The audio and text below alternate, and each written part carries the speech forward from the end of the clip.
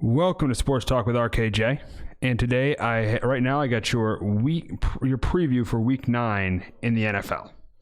So we got a game on Halloween night as the undefeated San Francisco 49ers take on the 3-4-1 Arizona Cardinals. It should be an interesting game with Kyler Murray going up against Jimmy Garoppolo. And I think in this game, the biggest thing in this game is going to be neither quarterback is going to be protected very well.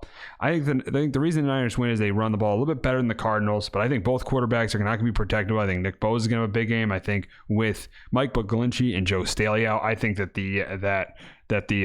Chandler Jones is going to have a big game. This is a low-scoring game, but I'm going to take the Niners go to 8-0 in this one, and I got the Niners beating the Cardinals 20-13 on Thursday night. We got a game in London as the Texans face the Jaguars, and I think this is going to be another really competitive game, just like it was in Week 2.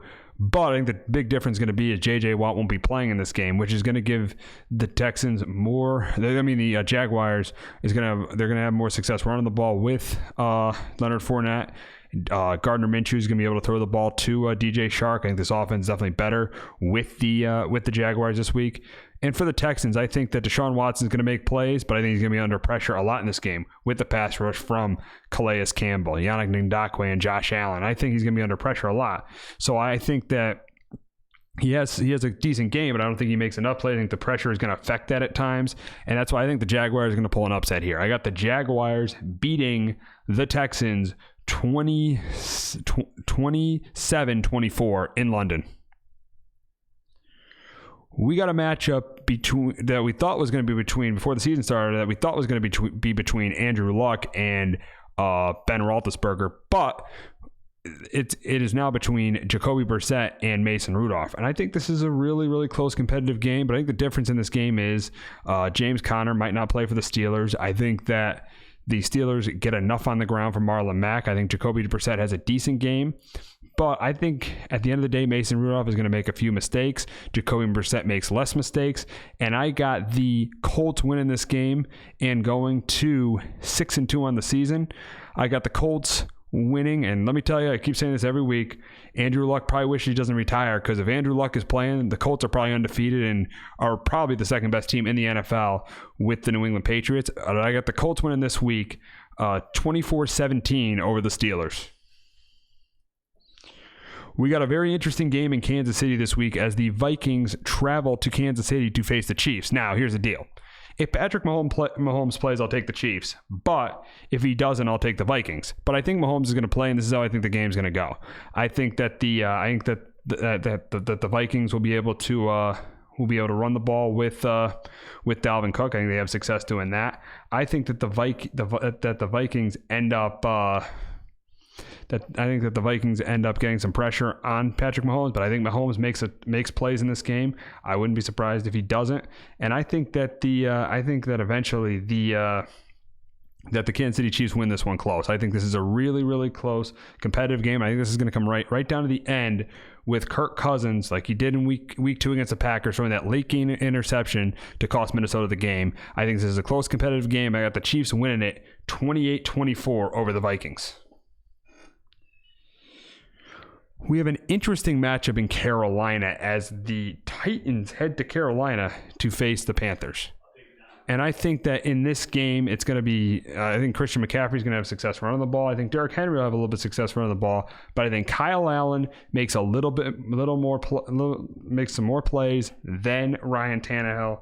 And I think the Titans' 2-game winning streak gets snapped. And I think the Panthers win this game 24-20 over the Titans. We got an AFC East matchup in Miami with two teams that look like they're probably two of the worst teams in the league. The Jets completely dysfunctional, wanting to trade a bunch of players yesterday. The Dolphins, one of the worst teams in the league. And I think this is a close competitive game, but I think in the end the Jets pull it out. Sam Darnold pulls this out. Le'Veon Bell has one of his best games on the ground this year, and the Jets pull it out. I got the Jets beating the Dolphins 24-21 this week. We have the Redskins traveling to Buffalo to face the Bills, and Trent Williams is back for the Redskins this week. but I don't think that is going to matter. We don't know if he's going to play. I don't think the Bills win this game as much as people think, because the Bills proved last week they were a complete fraud against the Eagles. They got ran all over by the Eagles. But I think that the Bills have success in the run game with Singletary and Gore. I think Josh Allen makes enough plays, more plays than Case Keenum or Colt McCoy. And I think that the Bills win this game, and I got them winning it 24-14 over the Redskins. The two underachieving teams meet in Philadelphia as the Bears travel to Philadelphia to face the Eagles. And this is an interesting game, a revenge game for Jordan Howard. And Jordan Howard is really a player that the Bears have really, really missed this year. And I think that the Bears are really going to struggle on offense. I think they're not going to run the ball the way they did last week with David Montgomery. The Eagles are going to force Mitch Trubisky to beat you, and that's how you want to beat the Bears. You want to force Mitch to beat you. And I think that the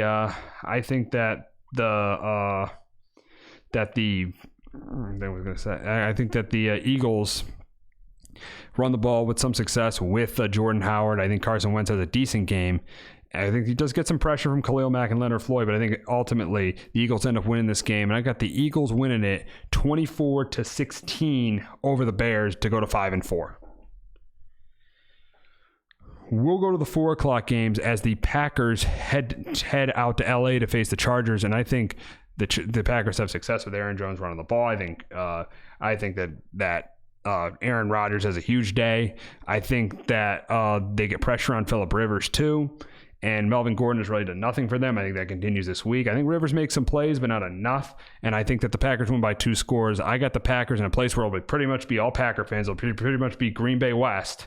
It'll pretty much be Lambeau Field West. I think the Packers win this game 34-23 over the Chargers. We got an AFC matchup in Denver this week, and if the Browns don't win this game, Freddie Kitchens should be fired. The Broncos have Joe Flacco out now. The Broncos don't stop the run that well, and I think that it's going to be a big week running the ball for Nick Chubb. I think he has a huge week running the ball. I think the Browns should win this by a couple scores. I think keeping the ball on the ground is going to be key this week. I think they get pressure on Brandon Allen with Olivier Vernon and Myles Garrett, and I got the Browns win it by a couple scores. I got the Browns beating the Broncos this week 24-13. We got the Bucs traveling to Seattle to face the Seahawks, and I think the Seahawks win this game big. Yes, I think the Bucs, they got a good run defense. Seattle won't run the ball on them, but I think Russell Wilson has a humongous game against this Tampa Bay secondary. I think he throws for over 3 touchdown passes, throws for over 300 yards. He has a huge day getting the ball to Tyler Lockett and DK Metcalf. I think it's a huge day for Russell Wilson. I think Russell Wilson completely tears apart the Tampa Bay secondary, and I think that I think on the flip side, the Seahawks get pressure on Jameis Winston. I think Jameis Winston makes mistakes, and I got the Seahawks winning by 3 scores. I think the Seahawks win this game 34-17 to go to 7-2 on the year. We got the Lions traveling out to Oakland to face the Raiders, and I think this is going to be a really fun game to watch. Very, very interesting game for both teams. I think in the run game, you got Josh Jacobs. I think he has a really, really big day in the run game. I think that let me think what I was going to say. I think that Matthew Stafford has a huge day in the pass game too. I think that this is a really high scoring game, but in the end of the day, I'm going to take the Lions. I'm going to take the Lions to win this one close. I'm going 31-27 Lions in Oakland this week. We got a matchup of 2 division leaders in Baltimore as the Patriots. This was a place for the Patriots. This is a team the Patriots used to have a lot of trouble with Joe Flacco when Joe Flacco was there. We'll see if that continues with Lamar Jackson. We got the Patriots traveling down to Baltimore to face the Ravens. And I think in this game that the Ravens will stop the run. We'll stop New England's run game. I think they get pressure on Brady. I don't think the Patriots have another good game on offense, but I think this Patriots defense, who is the best in football, I didn't admit that at the beginning of the year, but I'll admit that now, the Patriots got the best defense in football, and they are going to make Lamar Jackson beat them from the pocket, and I think that's what you got to do against Lamar Jackson, because even though he's probably the best of the rookie quarterbacks that was drafted 2 years ago, he is still not a great quarterback throwing the ball from the pocket. I think you force Lamar Jackson to beat you from the pocket. I think that's what the Patriots do, and that's why I think the Patriots go to 9-0 and win this game. And I got the Patriots winning it 20-12 over the Ravens. We'll wrap up the show talking about the Monday night game. Is a big rivalry game as the Cowboys head up to MetLife Stadium to face the Giants. And I think this game will definitely be more competitive than the game in Week 1. I think the Giants' defense is not great, it's still below average, but it's improved. Getting Leonard Williams, they signed Deion Buchanan a couple days ago. I think they're going to contain Ezekiel Elliott. I think Dak Prescott will struggle a little bit at MetLife Stadium. He struggled when he faced the Jets there a couple weeks ago. And I think Daniel Jones will make some plays too. I think Saquon Barkley will get his yards on the ground because Saquon Barkley had a big day on the ground against the Cowboys in Week 1. I think Saquon Barkley will get his yards on the ground.